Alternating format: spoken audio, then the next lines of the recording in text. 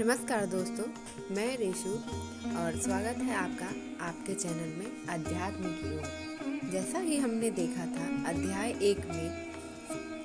1 के 16-13 में जो पितामह भीष्म है वो कौरवों की ओर से अपने शंख को, जिसे गंगनाव कहते हैं, वो बजाते हैं और युद्ध की घोषणा करते हैं। हम लोग इसमें देखेंगे कि अध्याय 1 के श्लोक 14 में क्या होता है।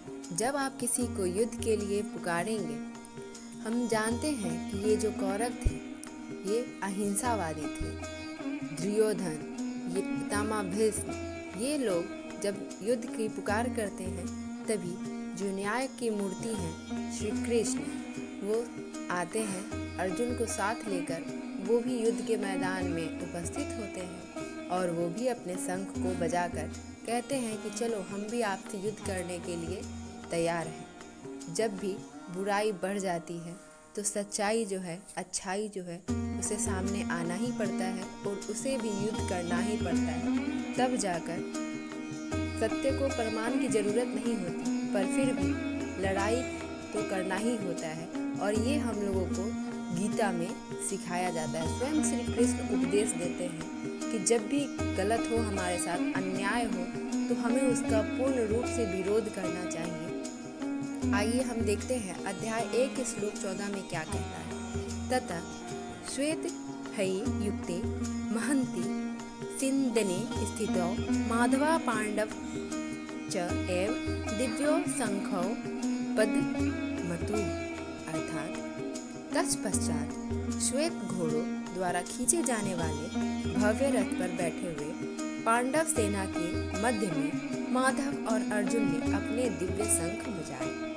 माधव और अर्जुन ये दोनों जब कौरव अपने शंख बजा लेते हैं, उसके बाद ये दोनों उस युद्ध में कुरुक्षेत्र के मैदान में उपस्थित होते हैं और दोनों अपने शंख को एक साथ मिलकर बजाते हैं। उसके बाद जो वहाँ की भूमि थी वो पूरी माधव और अर्जुन के शंख की आवाज़ से गूंज उठती है। इसका सार कुछ इस प्रकार है। कौरव सेना का कोलाहल थमने लगा था। तभी पांडव पक्ष की ओर से भव्य रथ पर बैठे हुए भगवान श्री कृष्ण और अर्जुन ने अत्यंत साहसपूर्वक शंख बजाया, जिससे पांडव सेना में भी उत्साह भर आया। यहाँ संजय ने भगवान श्री कृष्ण को माधव कहकर संबोधित किया।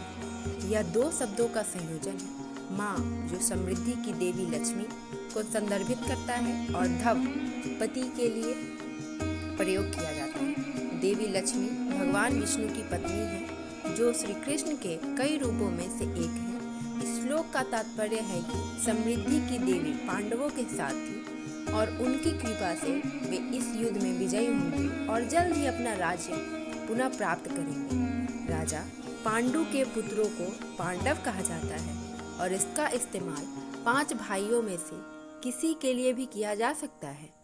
इस श्लोक में जिस पांडव का जिक्र किया गया है वह 5 में से तीसरे अर्जुन है, जो कि माधव के दोस्त भी हैं। माधव के 2 दोस्त हैं जो उन्हें अत्यंत प्रिय थे। एक तो सुदामा है और दूसरे अर्जुन है। इसमें हम लोग देखेंगे कि किस प्रकार एक मित्र अपने दोस्त की मदद उसके सारथी बन के करता है। वो उसके रथ पे सवार है और उसको कह रहे हैं, अर्जुन युद्ध कर, अर्जुन युद्ध कर। वह एक शक्तिशाली योद्धा है।